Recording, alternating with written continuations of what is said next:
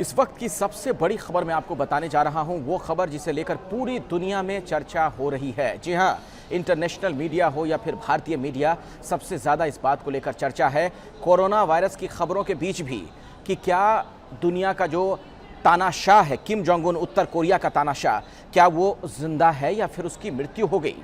Kim Jong Un को लेकर तमाम तरह की अटकलें लगाई जा रही हैं।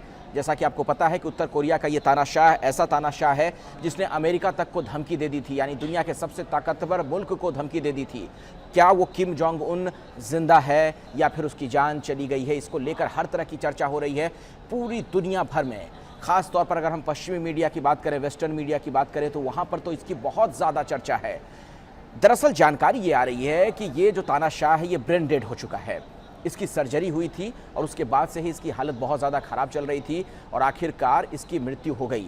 हालांकि आधिकारिक तौर पर इसकी कोई पुष्टि अभी तक नहीं हो पाई है। मैं आपके सामने साफ कर दूं, किम जोंग ऐसी शख्सियत है दुनिया में जिसको लेकर तमाम तरह की चर्चाएं होती हैं और इन चर्चाओं के बीच कई तरह की अटकलें भी लगाई जाती हैं और कई अफवाह वाली खबरें भी आ जाती हैं। तो एक सेक्शन ऐसा भी है मीडिया में भी, और जो लोग इस खबर को आप तक पहुंचा रहे हैं वो भी ये कह रहे हैं कि ये पश्चिमी मीडिया की तरफ से एक प्रोपेगेंडा चलाया गया है।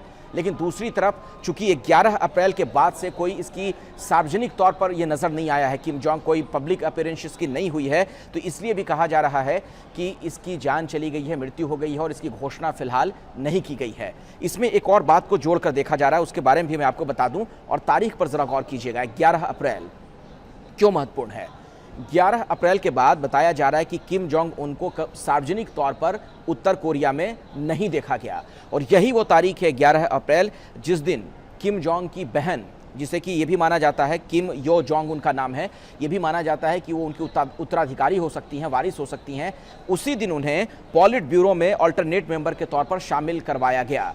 तो ये जो टाइमिंग है इस पर गौर कीजिए। एक बार फिर से मैं आपके सामने स्पष्ट कर दूं, 11 अप्रैल 2020 की तारीख, 11 अप्रैल वो दिन जिसके बाद से सार्वजनिक तौर पर किम जोंग उन नज़र नहीं आया है और यही वो तारीख है 11 अप्रैल जिस दिन इसकी बहन किम यो जोंग, जिनका नाम है, वो वहाँ के पॉलिट ब्यूरो में शामिल हुई अल्टरनेट मेंबर के तौर पर। तो क्या इन दोनों के बीच किसी तरह का कोई संबंध है दोनों घटनाओं में? और अगर संबंध है तो फिर इसे जोड़कर देखा जा रहा है कि क्या किम जोंग उन नहीं रहा, क्या उसकी मृत्यु हो गई है, उसका ऐलान नहीं किया जा रहा है। लेकिन एक बार फिर से मैं आपके सामने ये बात स्पष्ट कर दूं कि अभी तक किसी तरह की कोई आधिकारिक पुष्टि नहीं हुई है और ऐसे में फिलहाल अगर हम ये खबर, इसे हम ये कह दें कि उसकी जान चली गई है, तो ये जल्दबाजी होगी। अभी हमें इंतजार करना चाहिए कि इसकी तस्दीक हो जाए। अब 2-3 बातें जो महत्वपूर्ण है वो मैं आपको बताऊं। उम्र करीब 36 साल की है अगर किम जोंग उन की बात की जाए।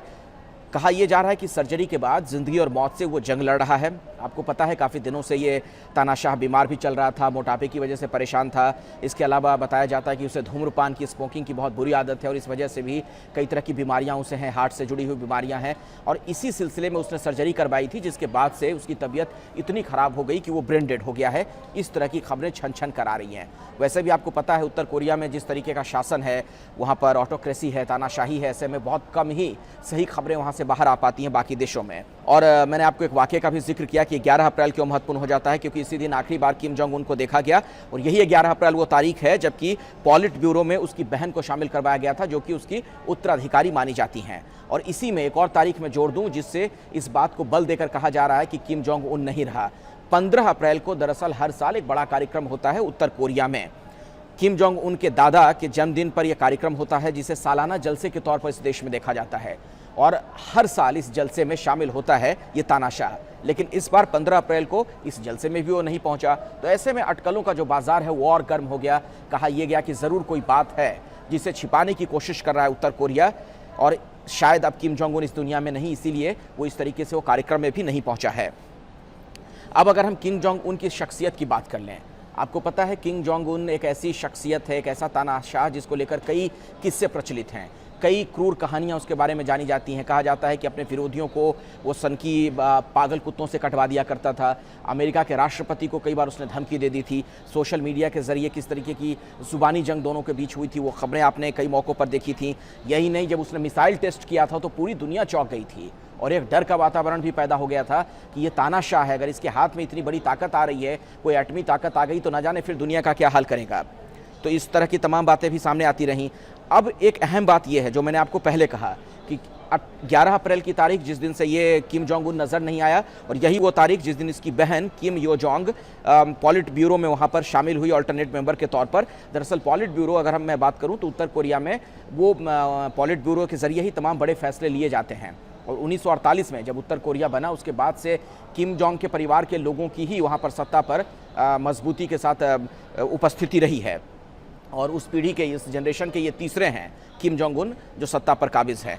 तो मैं उनकी बहन का आपसे जिक्र कर रहा था, तो माना ये जा रहा है कि उनकी बहन ही उनकी उत्तराधिकारी होने जा रही हैं, और दोनों ने, यानी कि भाई और बहन दोनों ने स्विट्ज़रलैंड में पढ़ाई की थी एक साथ।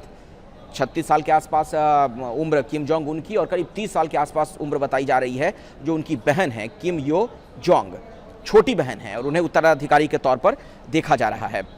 और इनकी शख्सियत भी भाई की तरह ही मानी जाती है, यानी जिस तरीके से भाई कड़े फैसले लेते रहे, लगातार सार्वजनिक मंच से दूसरे देशों को धमकी देते रहे, कुछ इसी तरीके का इनका भी, बहन का भी अंदाज है।